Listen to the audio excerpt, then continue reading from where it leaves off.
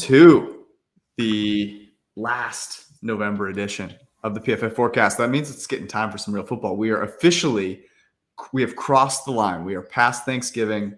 This means the NFL season has finally begun. We're going to recap a little bit of what we saw this week by talking about the teams who are clearly not in it anymore and what they should do going forward. That includes the Broncos, the Packers with Jordan Love, the Raiders, and maybe a few other teams that will sneak in there. We're going to talk to Ben Brown about that. And then, of course, we've got Guess the Lines for Week 13 with Arjun. Let's rock.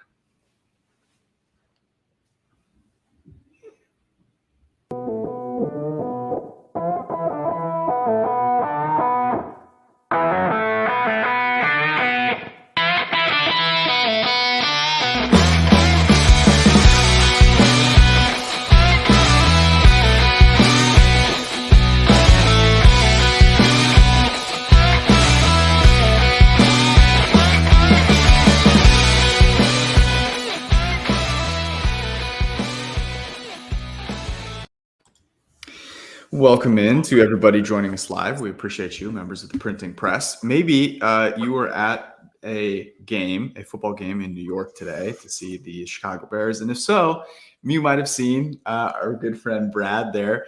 Brad, you are, for anyone that does not know, you are a huge Chicago Bears fan. And so it is very fitting that you go to a game where Justin Fields does not play. But on the bright side, you did get to see the future of New York Jets football, which was Mike White. How was this experience? There were multiple Mike White chants breaking out early in the first half of this game. I was in the bathroom at one point where the entire bathroom started chanting Mike White, and then they started chanting "Send Wilson to Carolina," which was equally funny. So Jets fans brought it. They brought the energy today. It was great. We had a good time. It was raining and obviously not a great football game, but I mean the Mike White experience, man. I'm gonna tell my grandkids about that one. I don't know about you, Ben, but Jets minus 4.5 was one of the bets that I made in the Circuit Millions contest. I then bet them minus 6.5. I felt as good about that bet as I think anyone has ever felt about Mike White bet in the history of the universe. Did you get on that as well? So I got on it really late. I got on it with like the Nathan Peterman news, basically from minus 6.5 up to minus 7. So I did not capture the as much cleave as the rest of them. And I also unfortunately locked in my Circa Millionaire picks on Wednesday, and I was still like very much uncertain about the status of not only Justin Fields, but like what was kind of happening at the quarterback position for the New York Jets. So I actually didn't lock them in any of my entries in the Circa Millionaire contest, and I am I would say very much regretting that decision now heading out of week 12. Yeah, that's a bummer. Okay, so we are going to focus on kind of one topic today. Last week, or to start the show, last week we talked a little bit about the NFC and the three teams at the top there. We might get into that a little bit later and guess the lines, but what we're going to do right now is we're going to start with some teams that have, I guess, some decisions to be made. Going forward. They might be no longer in the playoff hunt, or as actually I kind of want to start off with, which are the Jets. Look, Brad, all I have to do is ask you, how much of a test are the Chicago Bears defensively? Yeah, I think they on paper are now the worst defense in the NFL. Okay. Right. So they're the worst defense in the NFL. Mike White goes out and plays well, but I want to remind people, anyone that has a short memory, like this is exactly what Mike White did last year. And Mike White, shout out to Robbie Greer, who is a great follow on Twitter, pointed this out, that Mike White started off the season last year with a 400-yard game. But by the time he was finished, actually averaged negative EPA per dropback. So it was a precipitous fall from there on out. I don't think anyone is under the illusion that Mike White is the future in New York. You have an opportunity. Like I'll just start with you, Brad. Like, what should the Jets do going forward?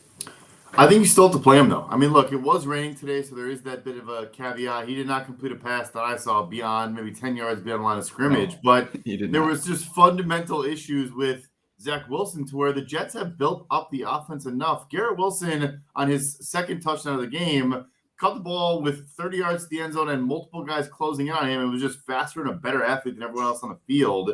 Elijah Moore had his first touchdown of the season. Like, to a degree, like, yes, you want to see what you have in Zach. It's kind of a wasted season to not see what you have in Zach Wilson. But this team has a lot of talent around this quarterback position that if he can just be I'm not trying to throw a shot here, but a poor man's Garoppolo type situation, like they're at that level with their skill players, or at least they were today against a bad Bears defense that was missing a lot of players, on top of the fact that they're already bad to begin with.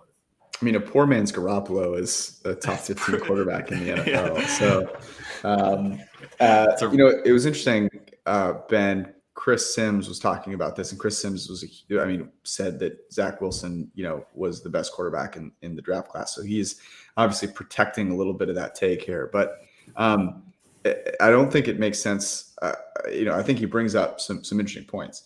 Zach Wilson faced the Patriots twice. In the last 4 games that he played some very good teams and was horrible. I mean, it was awful. Right. Does that change did that change your mind at all? Are you seeing this Mike White performance and thinking like, oh, he might be the future? How would you play this? I very much don't think he's the future. We can maybe figure that out, I would say, over the second half of the season. But kind of like you touched on, and leading into this, it was like, this was very reminiscent of the Bengals performance that he had when he had 405 yards. I think he had like a 4.2 average depth of target that game. Like Brad said, rain obviously played a pretty big factor in this one. But, 58% of his yards came after the catch. Very heavily dependent, I would say, on the skill position players. And maybe he is, in a position to kind of maximize some of that talent and kind of distribute the football like you guys say. But I don't think that when you're kind of building out this roster that Mike White is the starting quarterback that you want to kind of be focused on and be that guy in training camp in 2023. So even though he might get you to, the quote unquote playoff promised land here for 2022, I would say they probably, unless he really balls out in the second half of the season, which I'm not expecting, I think they very much have to be figuring out how they can upgrade at the quarterback position coming into next year. Yeah. I don't think there's anything that you can do right now. You can't go to Zach Wilson right now, but in my opinion, you have to go back to Zach Wilson at some point this year. Like, you have to. And the reason I think that you have to do that is you have to give him a chance to respond to this adversity and then see how he does and then cut bait at that point, right? To be able to go into next season kind of knowing what you're going to do from here. But here's the other thing is if you are looking, and they're a young team, do you want to bring in a veteran guy to go along with him? If so, you can do that. You're going to have to pay, that veteran. You're going to have to pay some draft capital for it potentially. Aaron Rodgers, a guy that we're going to talk about probably here in a second, who may be on the block. But the more games that you win this year, I don't think anyone believes the Jets are winning the Super Bowl with Mike White, Joe Flacco, or anybody. So the more games that you win, the worse your draft pick gets. And they have a really good nucleus around them. So either you keep that pick and use it to draft a quarterback, or you use it to get another quarterback that comes in. Let's move on to the Green Bay Packers. So I don't know, Brad, if there's any news on exactly what the injury was. It was said that it was an oblique strain. It looked like the ribs were in a tremendous amount of pain. Does not finish that game. Jordan Love comes in, made some nice throws, some legitimately nice throws. Christian Watson obviously did enormous amount of work on one of them. They kept the game kind of close. And ultimately pushed +7 from last Sunday. Brad, what are you doing if you're the Packers going forward? I think I would want to see what Jordan Love has at this point. Rodgers obviously also dealing with the thumb that they were kept zooming in on the whole game. He made some nice throws too. The touchdown to Randall Cobb was an absolute dart over the middle. But yeah, I think this is the offseason where you have to either exercise or decline a fifth-year option on Jordan Love, and you've basically never been able to see. Yes, you're in practice, you're seeing that every single day, but you're going to have to make this $25, $28 million fully guaranteed decision. And they'll probably just decline it at this point. But maybe if you get a 7-8 game stretch where you see how good he can be, you do give him that fifth-year option. You trade one of the two quarterbacks if there's interest in either guy. I think it just opens up your options if you do let him get some runway, see him play. His teammates have said some very positive things in interviews and stuff like that, that in practice, he looks like a starter. He's better than a lot of starters, stuff like that. Maybe they're just being nice to their teammate. But, you got to find out because the Packers are dead. And Rodgers, who knows at this point what he's going to want to do this offseason. Build yourself some leverage just, for negotiations, really. What is so Jordan Love is now, this is his third year Yeah. in the league. So I mean, you traded up, you invested a first round pick plus in Jordan Love, and I mean you can't go into a situation, I think, with how good, I mean, this roster has some talented players. If you go into next season, and I just can't imagine Rodgers coming back. Like, it just doesn't. Yeah, I mean the young receivers are getting better, so maybe he can be enticed by, all right, Dobbs and Watson are the future, yada yada. But I just don't either, and they're going to struggle to spend. They're going to, if they move on from a guy like David Bakhtiari, his best friend, like, how is that going to go over? The trade makes a lot of sense. Let's some other team take it on. Worst case scenario, he's great and has a good end of his career. Best case scenario, it's a Russell Wilson 2.0. You got to explore it for sure. Ben, what are you doing with the Packers?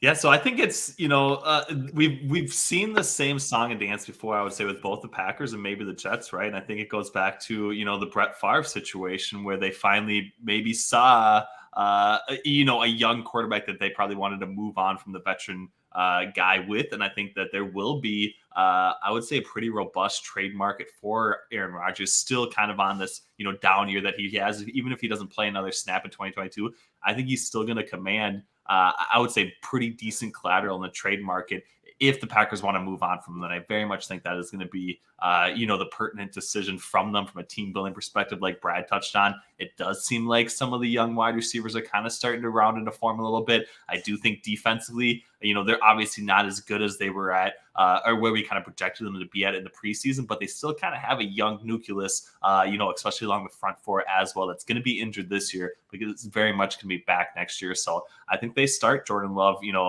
for the next couple games, and see what they have in the offseason trade market with Aaron Rodgers. And I think that that's only going to help them kind of, I would say, move on and actually kind of weather the storm a little bit better than what, they're currently on track to kind of do. So I like the move to going to Jordan Love. And I also like them, potentially trading Aaron Rodgers this offseason. I think that's probably the best case scenario for all parties involved at this point in time. I mean, I doubt that the injury is season ending, but it should be. And I think this is the point that I would make. So there are two benefits you have to playing Jordan Love. The first is he's worse than Aaron Rodgers. So the chances that you lose more games are higher. But obviously, if he ends up being good, there are two things that you actually gain from that.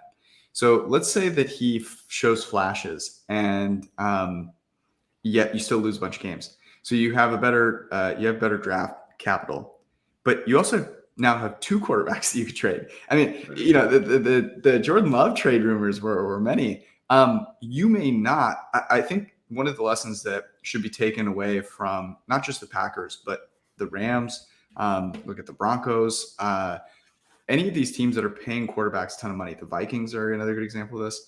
And Brad, you've touched on this many times. Like, unless that's a top 5 guy, you're just not going to compete, right? There's just no way that you're going to compete. And the Packers with Rodgers, even as a top 5 guy, failed a couple of times. Now, I think they'd take a couple of those teams from the past again and run it back and then take their chances. But it doesn't seem like you're going to get that Aaron Rodgers going forward. He's obviously only getting older. So you trade him. You also have the potential to trade Love, or if you like him, you could keep him, which I think is interesting. It also is going to, I doubt Rodgers wants to sit on the bench the whole time. So it's going to cause a rift and ultimately going to force a trade anyways. Brad, I'm curious, so let's say that happens, right? Okay. So Rodgers is angry. He wants a trade. He's like, I want to trade. What does that trade market look like? And what would a team have to do? How does that contract sort of work out if he gets traded? Yeah. So you guys hear me, first of all? Yeah, we got you. Okay. Yeah. So I think first and foremost, it'd be $40 million in dead cap for the Packers, and then a $58 million option for this upcoming 2023 season would travel with him to this new team. The date, you can exercise it from basically the day the season ends to the day before week 1 next year is the option exercise window, which is very unorthodox and basically was hey, I might ask for a trade next offseason because I still don't really like you guys. So let's just leave that door open. Which is why I think, speculation should be aplenty and should be real, because maybe he does want to go somewhere else. And look, if I'm the Green Bay Packers, even though coming up, a down year for him, potential injuries, nothing really serious, I'm not taking less than the Russell Wilson compensation. I know he's 34, 35, or Rodgers is 39, 40 range, but you have him under contract for a 3-year deal. And or I guess it would even be 4 years remaining total on this deal that travels. And he's the back-to-back MVP before this season. So yeah, 2 first, 2 seconds. Like I'm still asking for it. Maybe I don't get it. I do wonder with such a reactionary league, like everything zigzags, goes back and forth. I think prices were high because the Rams saw success with what they did, and now prices might go back the other way because all these big trades have kind of been duds, this season. Okay, so this is interesting. So obviously there's the LaFleur connection between the Jets and the Packers. So let me ask you this, Ben. So you heard what that trade compensation could be like.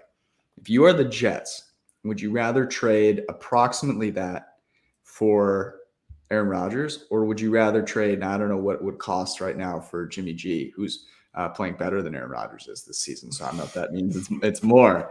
Brad, what would you say that the Jimmy G comp would be? Well, they have to franchise tag him or something. He's a pending free agent. That's right. So if they were to tag him though, let's assume they tag and trade. What do you think that would be? I think you could get a first. That would be the best you could get, and even that might be a stretch. This market this past offseason didn't really pan out. I mean, they tried. So let's say it's like a second. Ben, what would you rather do if you're the Jets? Would you rather go for Rodgers or Jimmy G? I think the upside play is Aaron Rodgers, and I think when you're looking at the AFC landscape over the next couple seasons, like you're not gonna get to a Super Bowl, I would say, with Jimmy Garoppolo at quarterback, even if this roster, I would say, reaches its maximum potential outside of him, right? I think that it's very much like an expectation that Jimmy Garoppolo would have to somehow be better without Kyle Shanahan in that particular setting, and I just don't think that's a bet that I'd be willing to make. So I'd go with Rodgers. I know, obviously his floor has been much worse than Jimmy Garoppolo has had this season, but I still think, given the bullish case with Aaron Rodgers, that's a chance that I would probably roll the dice on in that situation. So give me Aaron Rodgers over Jimmy Garoppolo, but I'm a notorious Garoppolo hater as well, George. I think we should maybe hear your stance on this matter as well. Jimmy, we don't have enough time in this segment for me to opine on Jimmy G. Let me just say this: as someone that had a considerable amount on the Saints plus 9.5 today.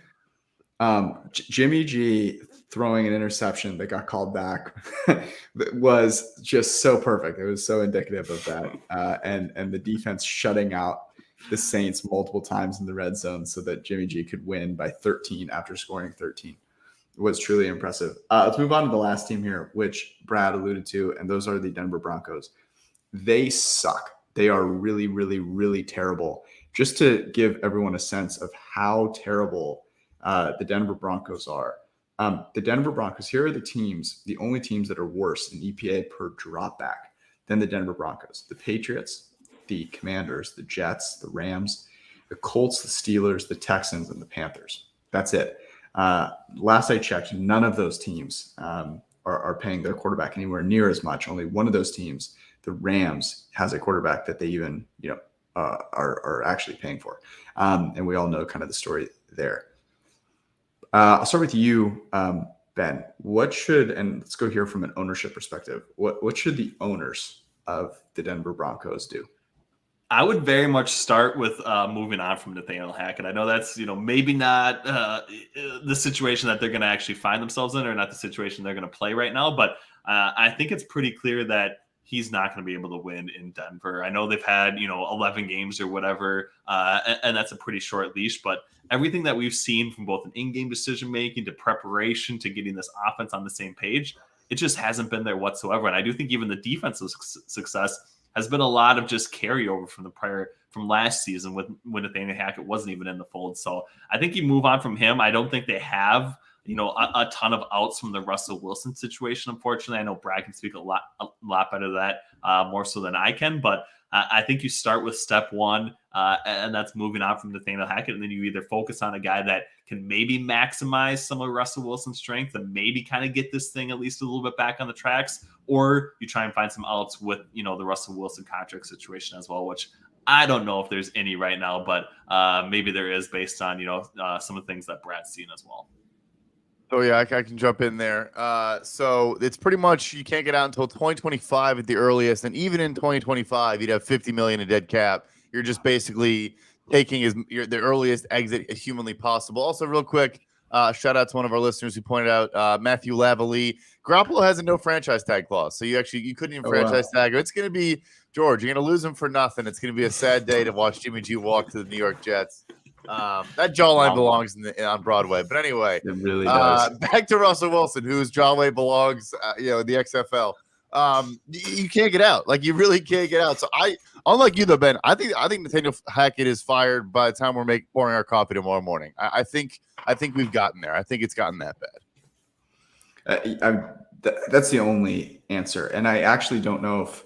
Here's the kind of crappy thing is Hackett may or may not be. I think it's hard to say with any sort of definitive stance that he's the problem. Right. But you have to find out, right? And what's the way to find out is to fire him and move on. It's, I think, probably the case that he is not the next Bill Belichick, right? I think there's a slim chance that you're firing a guy that becomes truly great. And so there's going to be a bunch of guys that are on the market next year that you can go grab. Maybe someone that actually had some success with Russ. I don't know if they go get Brian Schottenheimer and bring him in. That would be quite funny. But I think you do that, and then you've got to see. And what I would almost do is I would say, okay, Russ, like you're a veteran here. You're the head coach from an offensive perspective.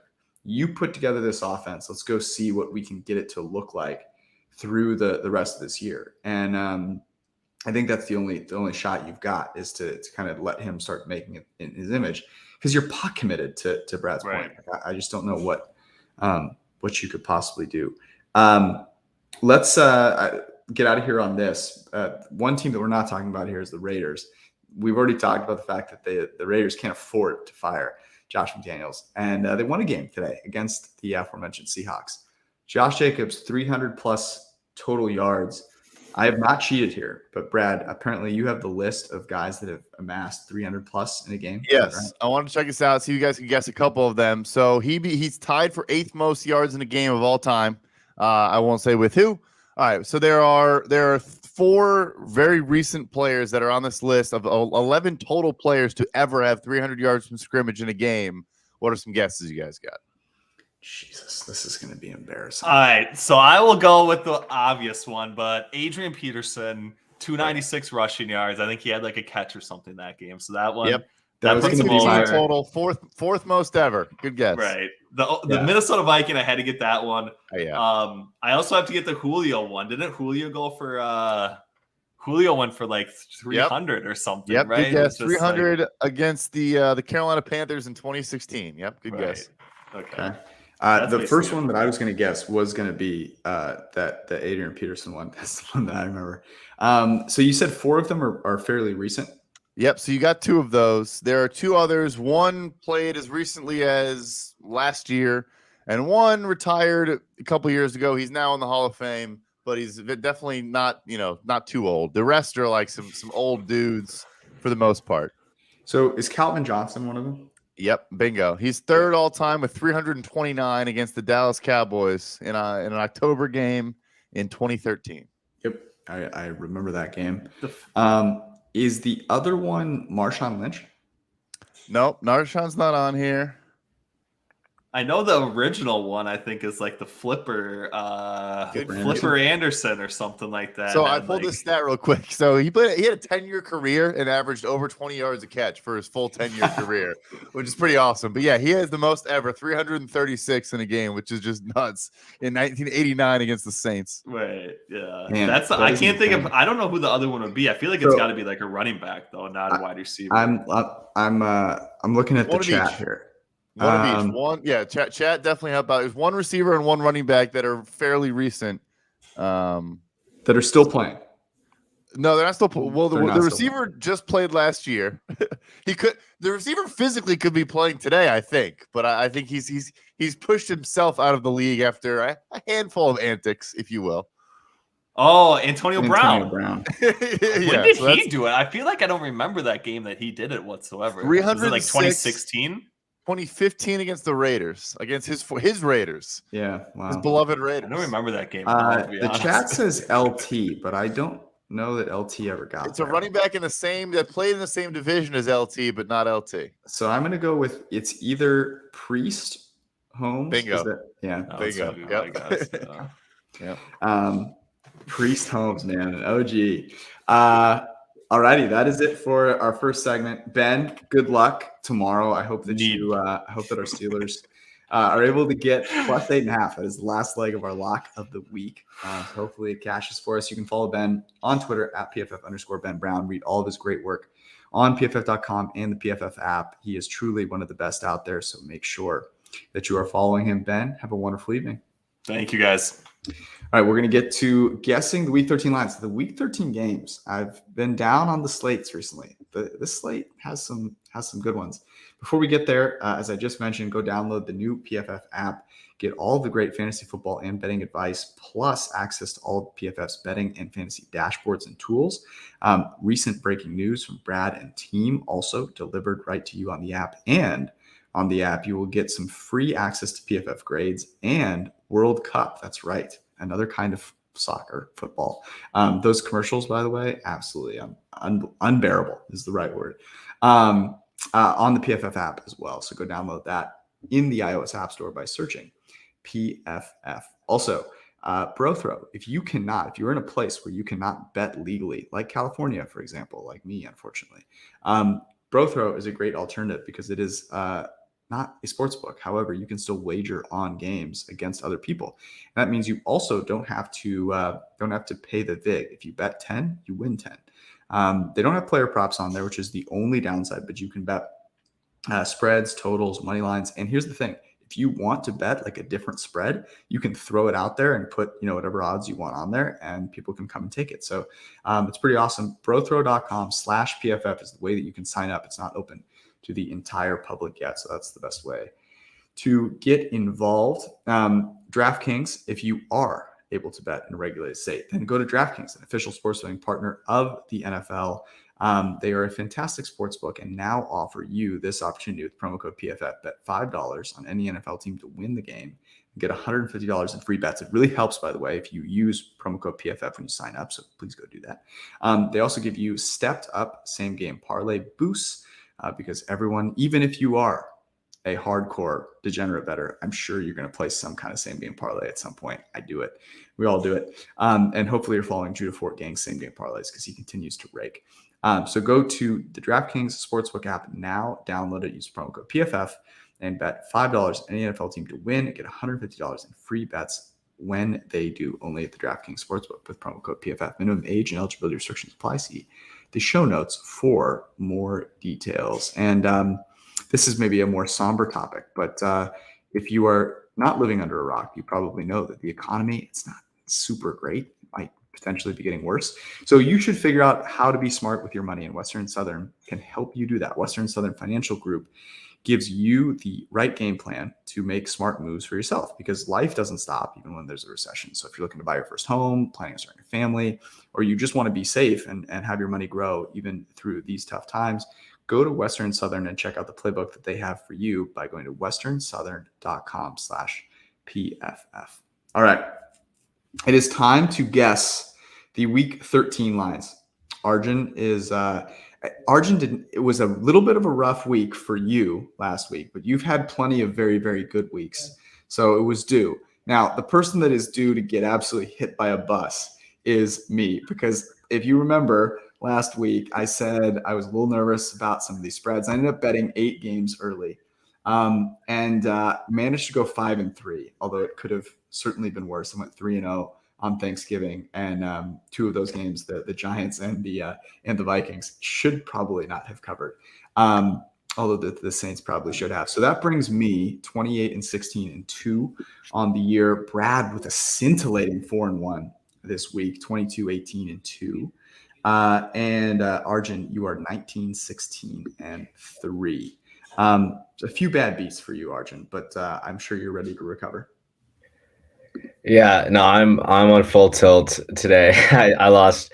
I was so mad about the Bucks when that happened. I mean, I had that was like where a large portion of my bankroll was distributed. But excited to be back on this week, and I know we'll probably bounce back at some We'll point. recover. We win and we lose as a team. So the nice thing is that overall, as a team, there were plenty of winners handed out, and you've carried us before. So let's get into it. The early slate, actually not the early slate. The Thursday night game is Buffalo, New England in New England. Arjun, we'll start with you. So I made this Bills -6. I had New England plus 4.5. All righty. I had New England +6 as well. And it looks like it's 5.5 on FanDuel is what I'm seeing. Arjun, what are you going to do with this one? I don't really feel comfortable betting the Bills in the spot. I think their defense did get a little bit exposed by the Lions. Now they won't be on a short week because it's going to be a regular week for them. Same for the Patriots. I will say, I think the Patriots cornerback talent got exposed by Justin Jefferson, and Stephon Diggs is in that same category. But I do worry about Josh Allen's elbow, and I feel like at times it did hamper him. So I just I don't feel comfortable laying the points with the Bills this game. Yeah, and I think we saw what we talked about with the Lions. There was just an energy deficiency with Buffalo, and they still go to another short week on a Thursday. The Vikings defense is bad. That's a good preface, but coming out of the bye, Mac Jones against a not great defense like the Jets was 9 of 13 for 220 yards at 17 yards per attempt and 2 touchdowns on throws of 10 plus yards downfield. Before that, this year he was 27 of 58 for 11 yards per attempt, 1 touchdown, 7 interceptions. So much better downfield accuracy, was throwing outside. You can move the ball against this Bills defense. We've seen it time and time again. The Lions missing both starting guards and honestly still bully them up front. And I think New England is a physical smash mouth football team. That's kind of what Seth Galina was talking about a little bit. I don't know. I wouldn't lay with Buffalo. I'm not going to bet New England, but that's too many points, I think, for Buffalo to be laying on the road right now. I'm really torn here because Arjun's point was the one that it really stayed with me after watching that Minnesota game. I mean, Justin Jefferson lit them up. It was unlike I had seen wide receiver 1 really light them up in the past. But then you look back and you realize this has kind of been the story for them this season. And so to me, it really comes down to, can New England score points in this game? But we saw them actually kind of do that. Now Minnesota is not very good. Let me ask you this, Brad. What is the thoughts on Rousseau? Is he supposed to be back? It doesn't sound great. I'm not sure. And yeah, Von Miller is not going to be in this game. That's for sure. So you might have both of them out potentially. Yeah. So as much as I do want to bet Buffalo here, and sort of fade the Giants game, the Lions game, by the way, where they were playing, for the second straight week in Detroit. Detroit is a good offense. I'm going to lay off on this one. I might change my mind at the end of the podcast. I'm tempted. Green Bay, Chicago. So likely Jordan Love. I'm guessing no Justin Fields, but Brad, before we guess, what is your read? I think he's healthy enough to play. They'll hold him out, but he definitely can play. He could have played today in theory. Okay. Arjun, what do you make this? Yeah, so before the Rodgers injury, I made it Packers -5. And our power ratings tool has Rodgers as 5.5 points against the spread. So technically I should be making this a pick 'em, but I mean, Jordan Love looked good out there. And then the Bears are really, really banged up on defense, losing Eddie Jackson. So without Aaron Rodgers, I made this Packers -3. I have, the Bears plus 3.5. And also Darnell Mooney is out for the year potentially. So him not playing in this game for Chicago will be, massive as well. Yeah. I said it, interestingly, if Fields were to play in this game and Jordan Love was to play in this game, I think that the Bears, you could make a case for the Bears to be favored. But I will go with +3. I don't see anything anywhere. I don't know if you guys do. No, I see Packers -2.5 on FanDuel. Oh, interesting. Okay. Anyone here want to bet that game? It's just Yeah, I tough mean, with the quarterback situation. Yeah, go ahead, Arjun. I mean, I like the Packers in this spot Mhm. because you have to beat the Packers by running the ball, but the Bears, I mean, they average a negative EPA per rush on early downs, and I'm not that afraid of the Eagles' interior and offensive line with Sam Mustipher and I forget the second round pick, Tevin Jenkins.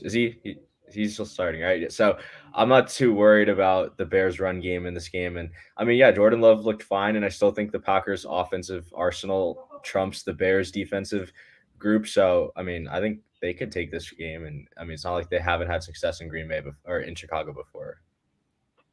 It's tough as an NFC North quarterback to throw for 6 yards and only score 10 points against the Jets. Oh, wait, that's not Trevor Siemian. That was Aaron Rodgers that did that. Trevor Siemian was balling today. No, I'm laying off because I don't know what the quarterback situation is for either team.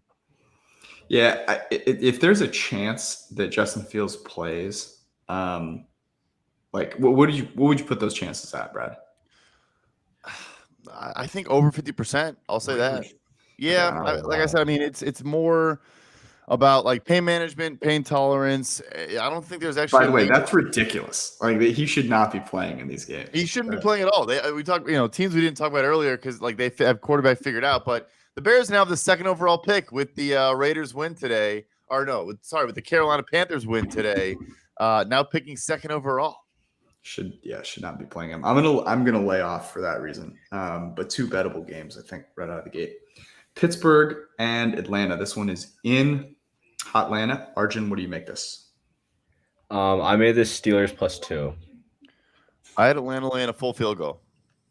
I have Atlanta laying a full 2.5, and it looks like it is Atlanta by 1.5. I changed this last minute. I was about to say 3, but I went from 3 to 2.5, and I'm seeing 1.5 at FanDuel. Arjun. I mean, I kind of like the Falcons in this spot. I'm not gonna lie. Like they had some success on the ground this game, against a pretty stout Commanders defensive line, and I would say the Steelers are probably one tier down, even with TJ Watt back from this Commanders defensive line. Falcons will be at home, and I mean, I'm not really scared of this Steelers offense at all. I mean, I think Falcons have kind of overperformed all year, and I kind of like that to continue in this game where I feel like they can just establish the run and just kind of live off of that and not have to use Marcus Mariota throwing the ball as much.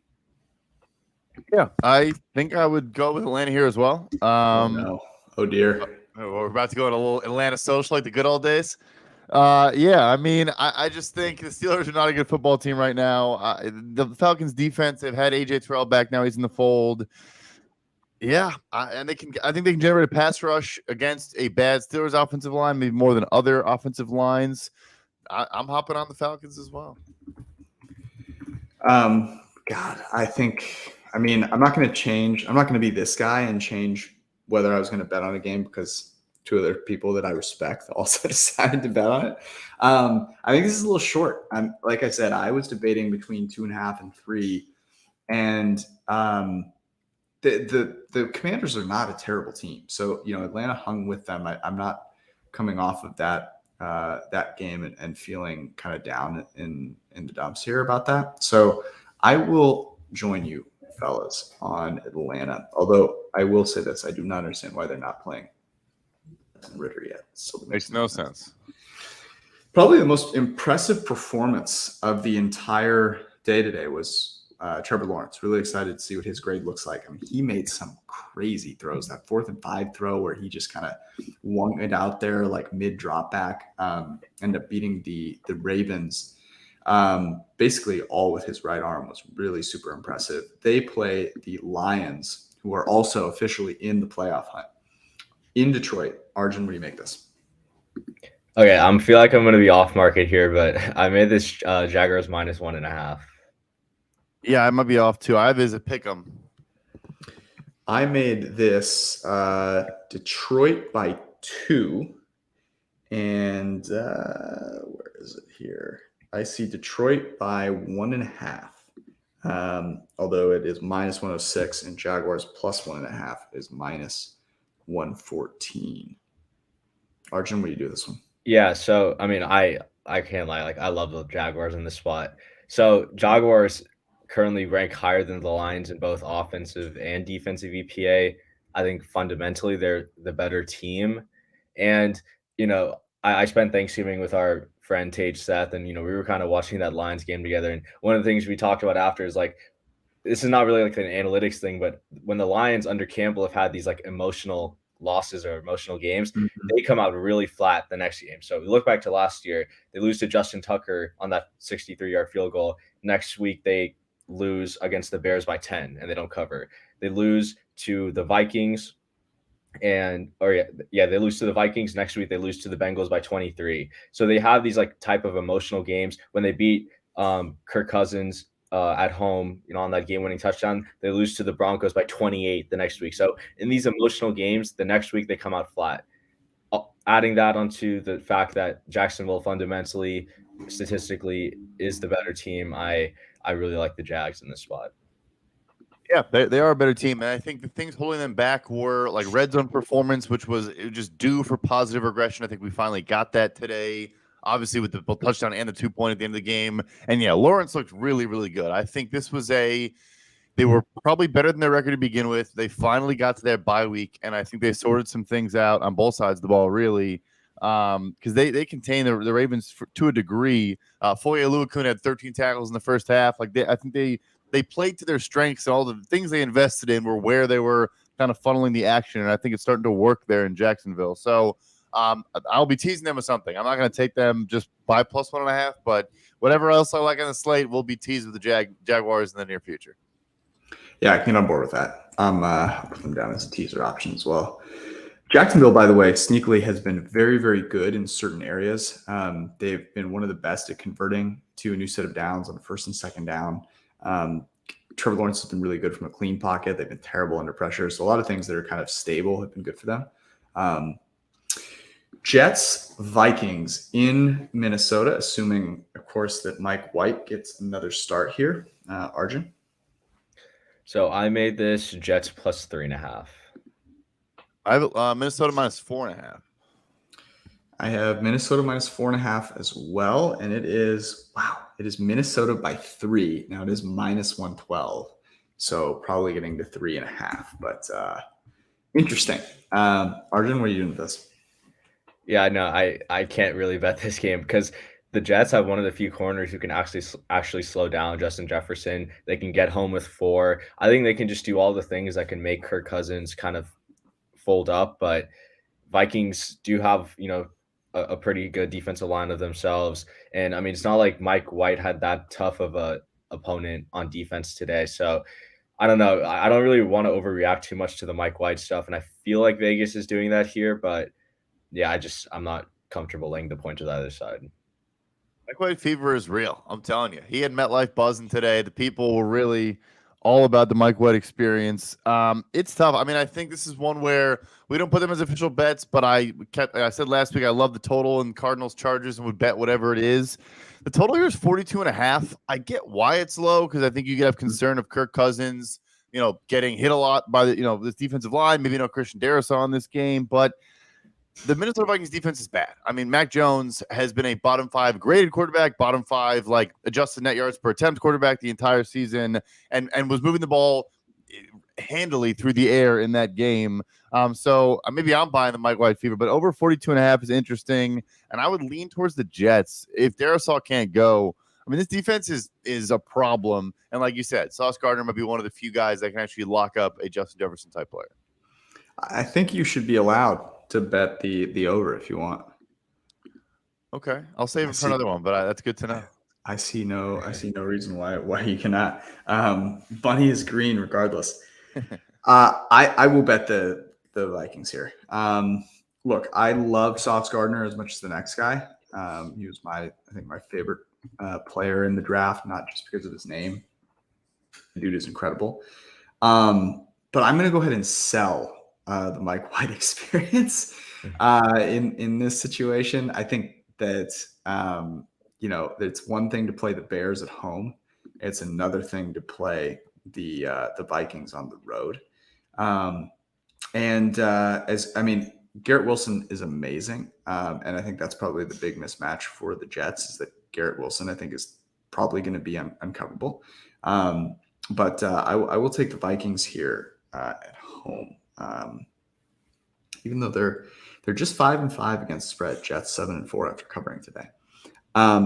Washington and the Giants, a NFC East battle. All four of those teams are in the playoffs right now. Arjun? So I made this Commanders -1. I have Giants -1.5. Wow. Okay. Yeah, I have Giants by 2.5. And this is surprising. So the Commanders are a 1.5 point favorite now, not crossing a key number of 3 here, but I still think indicative of where the market has these two teams.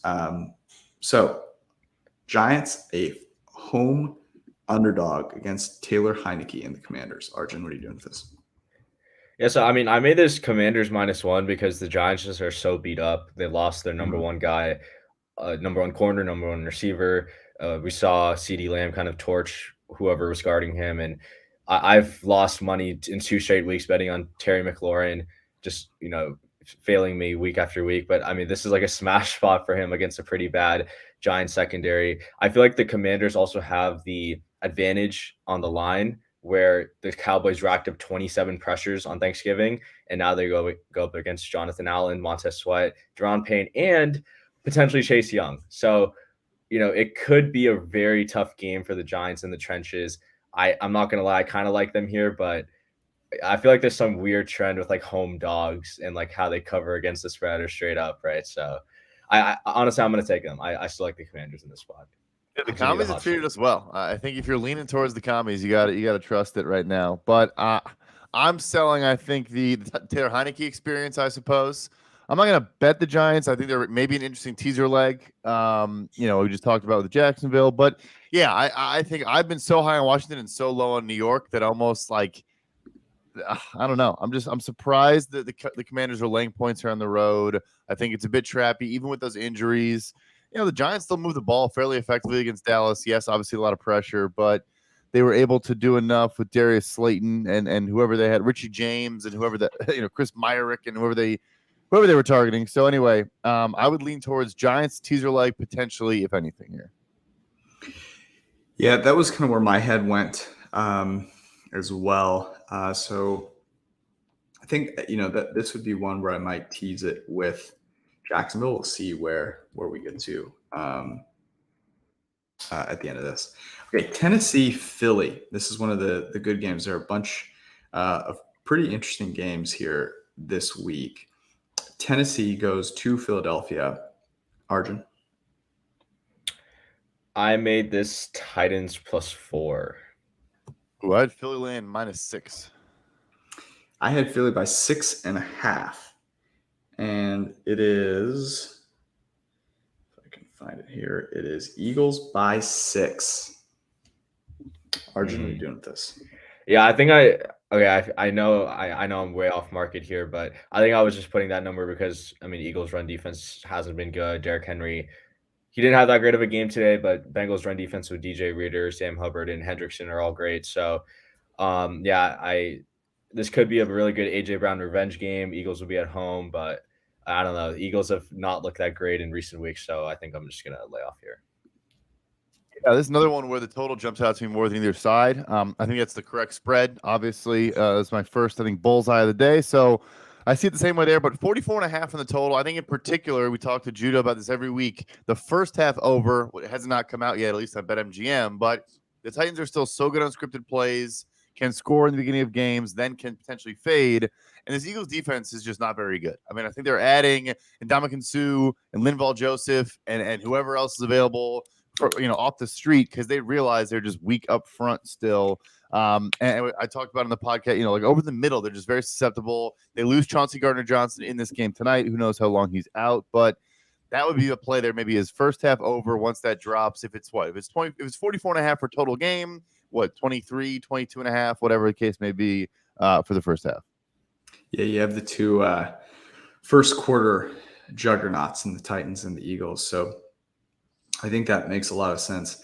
Kind of in hindsight now, I feel as though I don't know. I sort of like the Titans in this. I didn't update this one after the game ended, the Eagles game, but I mean, I wasn't super impressed with everything that happened today against Green Bay. I mean, Green Bay is not a great team. I still think that the Vikings are a team, or sorry, that the Eagles are a team that plays close games.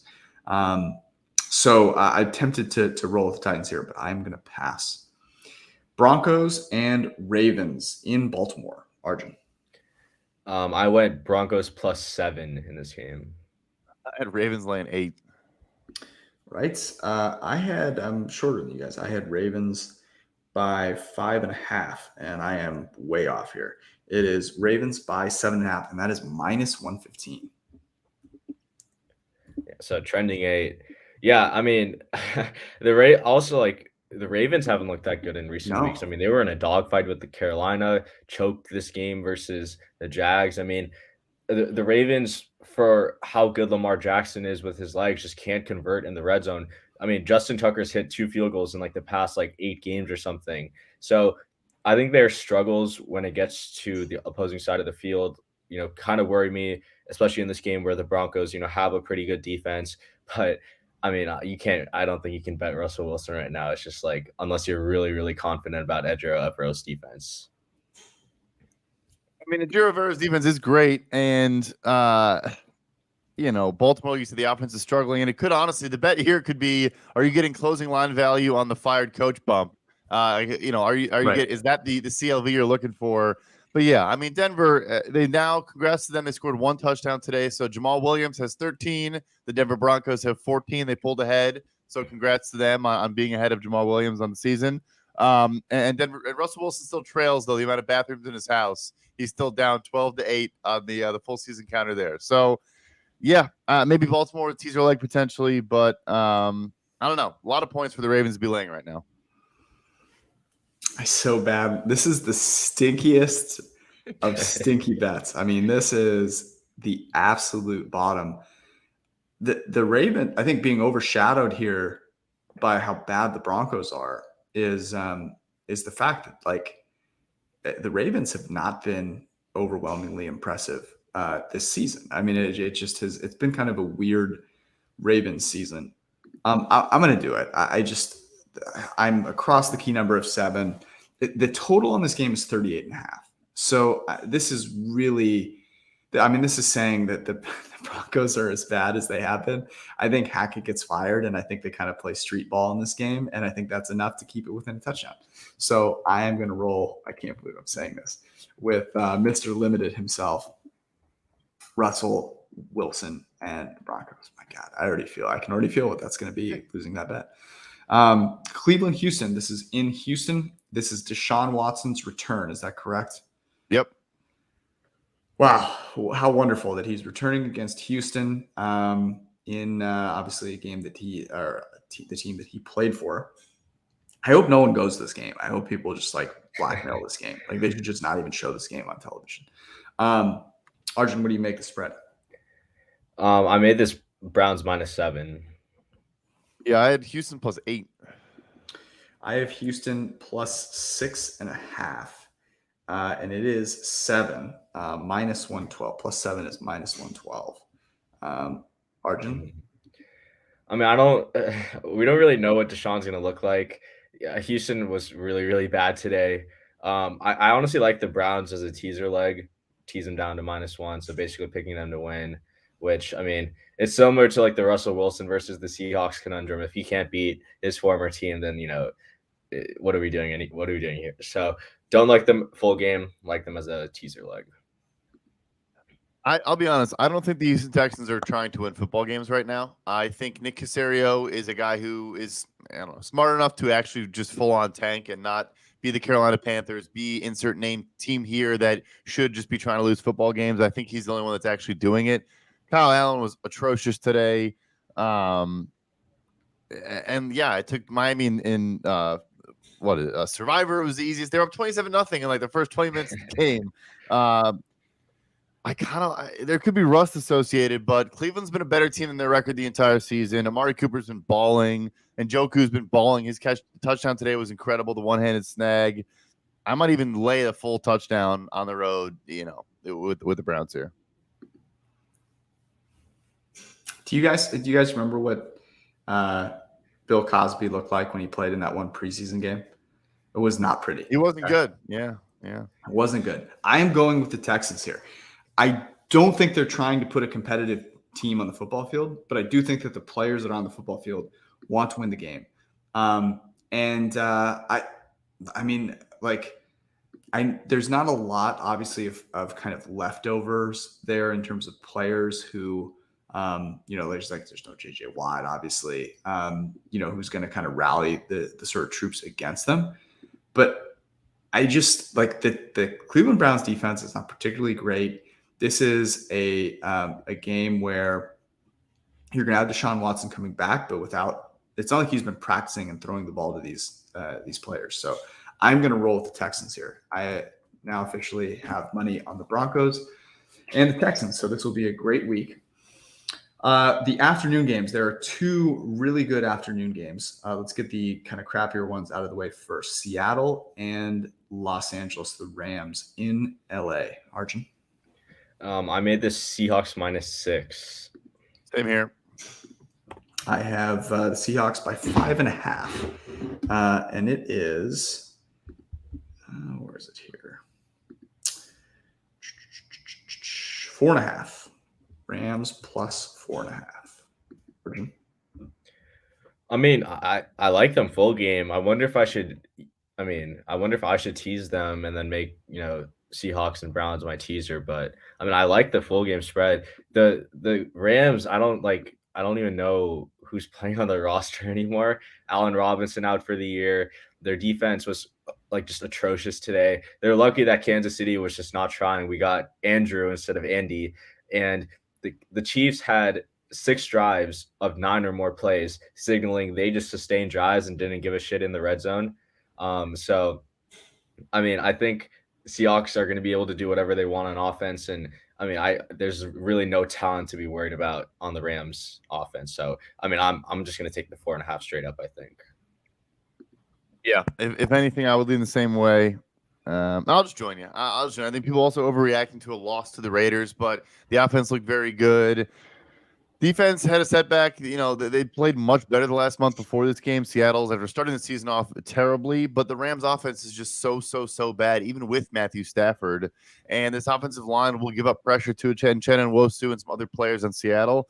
I'll ride with you on the 4.5.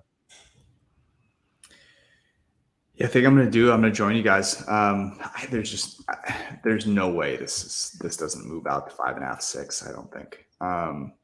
The Rams stink. They stink. And if you watch that Chiefs game, the score. So first off, the Chiefs did cover 15.5 or whatever it was, and probably to your point, Arjun, should have been way more than that. There's a red zone interception from Mahomes. They really did look like they were just kind of cakewalking through this game. I totally agree with you. The only thing that would cause me a little bit of pause is McVay has always had success against the Seahawks, but there's only so much you can do with these players. And McVay might be concussed. McVay might. I was going to say. So, I'm sure everyone's seen that play, so I'm not going to rehash it. Chargers and the Raiders in Vegas. Arjun? I made this Chargers -1.5. I had Raiders +3. I had Raiders by 1.5, and it is Raiders +2.5. Arjun? Yeah. So the total in this game, 50.5. That's a lot. One thing I will do, I will be taking Josh Jacobs overs up to 110.5. This Chargers run defense was, my God, it was horrible to watch. They made James Conner look like rookie contract James Conner in this game. His first 100-yard game of the season, and Josh Jacobs just ran for 220 yards on the Seahawks defense. Now he'll be at home. I don't in terms of the spread, I don't really have a great play on it because the Chargers offense looked good and they're playing a pretty trash Raiders defense. But I think Josh Jacobs is going to run all over this Chargers defense. Crazy thing was he was questionable, randomly popped up late in the week. I think it was an ankle, I want to say, and obviously it did not matter with his 303 scrimmage yards. But I see you there. I'm not going to back the Chargers. I think obviously they won today, and so people might jump back on the bandwagon, but they obviously could have very easily lose if they don't convert that 2-point. The over 50 and a half might be the play here because the Raiders, the defense, their coverage unit is just atrocious. We talk about the right games to tease, and ones with high totals generally are not. But I actually think that both these teams want to play this to the under. The Raiders are going to want to run the ball. That will help, slow the game down if they have success, obviously. And the Chargers, despite the fact that Justin Herbert has an amazing arm, actually aren't, that explosive of a team. So I really like that. I think the Raiders teasing them out to 8.5 is my favorite teaser leg. So I'll probably pair that with Jags out to 7.5. I think is the one that I like most right now. Okay, two really good games. We have the Dolphins and the Niners, and the Chiefs and the Bengals. Neither of these are on Sunday Night Football. People lose their minds. They go, why are we not flexing these teams into Sunday night? And the reason is because at the end of the day, the broadcast team or company, right, NBC in this situation, wants to have the most people watch their games that they possibly can. And the Dallas Cowboys single-handedly create ratings. And I don't know if you saw this, but on Thanksgiving, that Dallas Giants game was the most watched regular season game of all time. And Dallas and Sunday night, as a team that is doing really well, is going to do numbers. And the Colts are kind of frisky with Jeff Saturday. It's kind of a storyline. So not that really matters. It's more about the Cowboys, and the NBC is going to take the Cowboys on Sunday night every time. So that leaves Miami, San Francisco in the late afternoon window. This is in San Fran. Arjun? I went with Dolphins +3. I had Niners laying a full 4.5. I have Niners laying 4.5 as well. We're a little long. It is Niners by 3.5. Arjun? Okay, so it's obviously like we have the revenge narratives and stuff, like McDaniel going against Shanahan. I think so the Dolphins to me haven't really played a good defense since the Jets, and even then that was with Teddy Bridgewater, or no, that was with Skylar Thompson, one of those two. The last time Tua's played a good defense was Buffalo, and he completed 13 passes for 18 attempts. So we haven't really seen Tua, play in kind of like adverse conditions versus healthy, good defenses, which is what the Niners will be. I don't really know how this game is going to play out because McDaniel could pull out all the stops while Shanahan could just know his scheme, back to front. So don't have a really strong lean here, but I'm very excited to watch this on TV. Yeah, it's probably the game I'm most excited for this weekend. I think it's going to be electric. Like you said, we don't know yet the whole progression of McVay always beats Kingsbury, and then Shanahan always beats McVay, and yada yada. Where does Mike McDaniel fall into that spectrum? I'm probably going to lay off, but I think this is going to be the game of the weekend.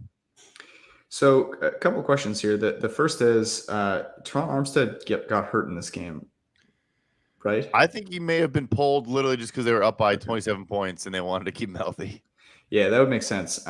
So, I mean, the big issue here is, Austin Jackson over there on the right side, PFF grade of just 56.8. However, been much better as a pass protector than as run blocker. And so if you look at that, across the board, they actually do have some pretty good pass protection. But you'd have to be a little bit worried about Nick Bosa, third highest graded edge defender in the NFL. I really do want to bet the Niners here, but I am going to lay off just because of how explosive the receivers are for the Dolphins, and I think that is going to be a challenge. Even as good as that secondary has played, it's still going to be a challenge. Ward has been really, really good, but Lenore on the other side, just a 59 PFF grade. Like, I think that there's going to be an opportunity for McDaniel to take some advantage there. So I'm going to lay off this one. I do agree. This is the game of the weekend. Kansas City, Cincinnati. Revenge opportunity for Kansas City after the embarrassment that was last playoffs last year. What are you doing here, Arjun? I feel like I got the spread bullseye. I Okay. made the Chiefs -3. Bengals +2.5. I have Bengals by 3.5. And it is interesting. Okay, so it is Bengals +3 -118. So trending 2.5. Yeah. Look, if it gets down to 2.5, I'm definitely taking the Chiefs. Like I love the Chiefs in the spot. Andy Reid and Patrick Mahomes have had the whole summer to kind of devise their game plan and fix whatever they needed to fix to beat this Bengals team. I mean, if they go 0-3 in 3 straight games versus Zach Taylor and Joe Burrow, then that, just charge it to the game. But I feel like the Chiefs, they didn't try at all this week just because they were prepared for this week. Like they're going to pull out all the stops. They didn't show any of their good plays. We're gonna hopefully get Andy in this game, and even if Jamar Chase comes back, I mean, I hope Spags kind of like, I'm not supposed to coach my bets, but I think Spags has done a pretty solid job this year, kind of like working with like rookie corners and putting them in like favorable situations. So I like the Chiefs -3 in the spot, and I think it's going to be a very fun game also. Yeah, so I would lean Chiefs as well. I mean, I think we talked about Lou Anarumo, the defensive coordinator in Cincinnati, who's been phenomenal making halftime adjustments this season. Of course, most notably, he did it twice last year to the Chiefs. Obviously, that playoff game in particular. But no Chidobe Awuzie for them now. They don't have good corners. And Mahomes also is not going to be trying to target just Tyreek Hill. He's going to spread the ball around as he has. All their players are kind of contributing now. Sky Moore has been a consistent contributor now. Juju is back today, had a couple of nice catches. Who really knows about Tony? But nevertheless, I would lean towards Kansas City. Also, the over-under is 51.5 here. I think they're going to fly over that number because Kansas City can't really generate pressure. If Joe Burrow has time, he's going to find his guys downfield against this secondary, which, has some good young players, but is not anything special. Over 51.5 is probably my favorite as I first, take a look at this. Yeah, so I think that there's a chance this gets 2.5. I'll take the Chiefs here just right now, anyways. I'm with you, Arjun, on all the things that you just said. I also we got the Chiefs today. I feel like already preparing for the Bengals. That was kind of the game plan that I saw. I saw the game plan against the Rams for the Chiefs today was we're just going to make sure that we're prepared for the Bengals because we need some retribution there. And they are going to be fired, super fired up for that game. Here's the other thing. The reason that the Chiefs kind of blew that game, in addition to not scoring any points in the second half, was that Jamar Chase really just had his way with the Kansas City defensive backfield. Jamar Chase was a late scratch in this game. I think that tells you that as great of an athlete as he is, even if he comes back for this game, which I'm assuming that he will, he is not going to be the same guy that toasted them last year. So I will roll with Kansas City by 3. Sunday night, Colts and Cowboys. Arjun. So I made this Cowboys -9. I got Dallas -8.5. Wow. Okay. I have Dallas by 12.5. So that tells you how I feel. It is 9.5. Wow. Arjun, you were only a half point off. Yeah, I mean, I'm not going to bet this. The Cowboys had one of the worst backdoor covers for Cowboys bettors. You got, George, obviously you won your bet based on that, but I got to pour one out to our friend Judah, who had probably the most improbable same game parlay of all time, a sack parlay, including alt spreads, just never seen before. And I couldn't even tail it because I sent Dorrance Armstrong and Micah Parsons sack in our group chat and said, you better bet this before the lines move or it gets taken out. And what do you know, by game time, the only prop you could bet was Micah Parsons to get over 0.25 sacks at minus 160, which you just don't lay that juice. So I'm not going to bet this game, but I thought, the last Cowboys game was just inopportune time for some Cowboys bettors. Yeah, interesting spot here. I honestly think I like Indy. Kenny Moore, obviously a great slot corner, and obviously CeeDee Lamb. So the opposite of that this past week with Darnay Holmes and whoever the Giants threw at him. This Colts defense is for real. And also, I mean, you made a joke earlier, George. I mean, Jeff Saturday versus Mike McCarthy. I think McCarthy does a lot of things very well, but it's a battle of the wits there, and I think it could go either way. So 9.5 on Saturday Night Football. You already bet two terrible teams. I'll bet the Colts to join the betting terrible team trend of the night. All right. Well, I appreciate you doing that because I'm not going to go against you here. We win and we lose as a team. So I'll lay off. I think your point about the Colts is really good, right? That they are strong in terms of defending receivers. What that can do is keep the games close. Now, on the other side of that, I am wondering if Matt Ryan makes it out of this game alive. I think that is like a legitimate concern here, given what the Dallas Cowboys defense and defensive line are capable of doing. So I am going to pass on this game, but just mark my words when we're eulogizing Matt Ryan next week. Remember that I told you this.